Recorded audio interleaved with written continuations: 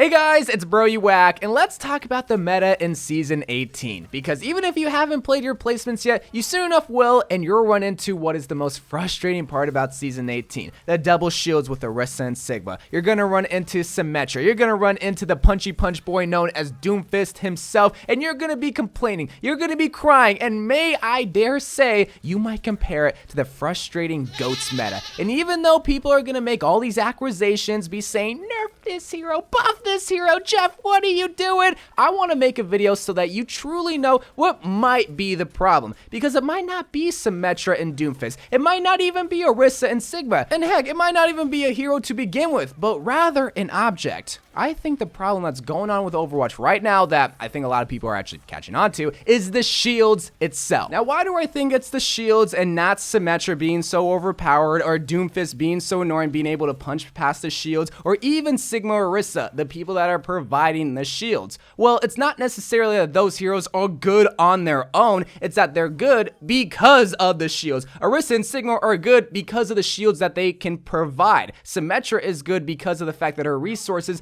don't deplete when you're shooting the shield and you're able to get to level 3. And the fact that there's 2 shields means that Symmetra can be this thriving DPS hero. And Doomfist is good because he's one of the few heroes that can get past the shields and be a DPS hero. This means heroes like Soldier or Ashe or McCree or even Mei and Reaper aren't that great because they can't get past these freaking shields. But these DPS heroes can, and these tank heroes can, and even heroes like Moira are good because she's able to heal past these shields. But what is the common denominator in all of these problems? The freaking shields, my boys! What I want you guys to do before you start making acquisitions of this hero being too overpowered or Jeff Kaplan needs to nerf this hero is realize the timing of when all these problems started to come about. Because nobody was complaining about Symmetra and Doomfist before Sigma got added, but once Sigma got added across all platforms, then people start to use double shield and realize, yo, this is not only a good tactic, but it's also the most effective tactic available, which is what meta stands for if you guys didn't know. This tactic ensures that most of the DPS heroes are canceled in this meta because they can't touch us because of the shields. But notice my phrasing, most of the DPS heroes. There are going to be a handful of heroes that can hang in this meta, but not only that, thrive in it. Queue up Symmetra and Doomfist. This is why they're seen so much, is because they can not only hang, but they excel in it because of all these shields. But they kind of have to excel because they're the only ones that can get past the shields, or at least benefit from all these shields. This is simply just a product of the meta, because when you look back at Pulled Pork, was Reaper and Mei the best heroes in Overwatch? Definitely not. I'll be the first one to say Mei is not the best hero, but she's good because of the meta that was most prominently used. You needed the wall to block the Roadhog hook, and same thing with Sombra and Goats. Sombra was already a decent hero, but thrived specifically in the Goats meta because the enemy team was already clumped up together, which allowed for an easy EMP to get 6 people hacked, and also she couldn't be touched by the enemy Goats team. But does this mean that Sombra's overpowered? Does this mean that Reaper and Mei is overpowered? Does this mean that Doomfist and Symmetra is overpowered? No, because they're a product of the freaking meta. So let's talk about the meta, and in this case, the double shields, or just shields in general, because not enough people are talking about the shields in Overwatch and them possibly needing a nerf. What I'm going to do to fix this shield problem, which in a sense might be nerfing shield tanks, but just hear me out, is to possibly bring down the number of hit points that each shield has, so that you're just not constantly shooting the shields, because I guarantee you it's not fun. What this will do is make sure that Symmetra can't build her level 3 beam as easy. This means she can still be a good DPS hero, but she can't just cheese on a shield. And this means that Doomfist won't be so prominent, because this will allow for other DPS heroes to be welcomed back into the meta, because they can shoot the shield and they know they won't just be spending their whole entire time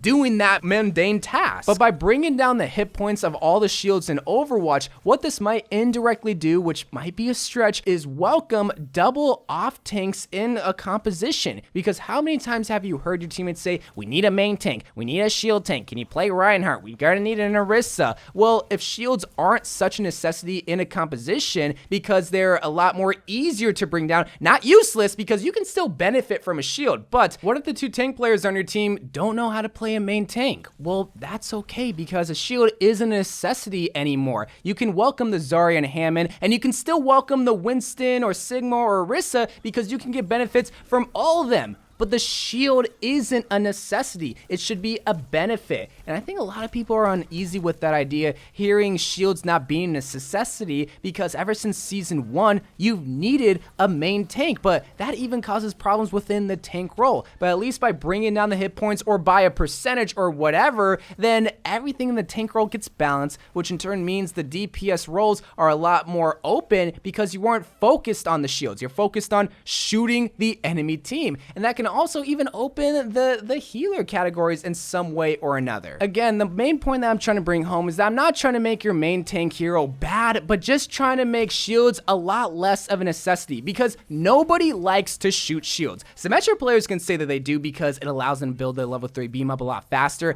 and then it allows them to shoot the enemy team. But guess what? Everybody wants to shoot the enemy team. Everybody wants to hear that satisfying sound of elimination and to see their skills put in front of everybody to see. That's what people like to do. We don't want to sit there all day shooting a shield. We don't want to have to wait for a cooldown to push. We want to be able to have fun and not shoot this object that doesn't shoot back at us. And I think with this nerf idea, it might work out. But please let me know what your ideas are, because this is just simply my idea that I want to get out there to possibly get it in the works of Overwatch. But please let me know what you think we could do to help solve this shield problem with Orisa, with Sigma, and even Symmetra shield. Don't think I forgot about you sim mains, because you're a part of the problem too. So I love you guys. Thank you guys for watching. More Overwatch videos to come, and bye.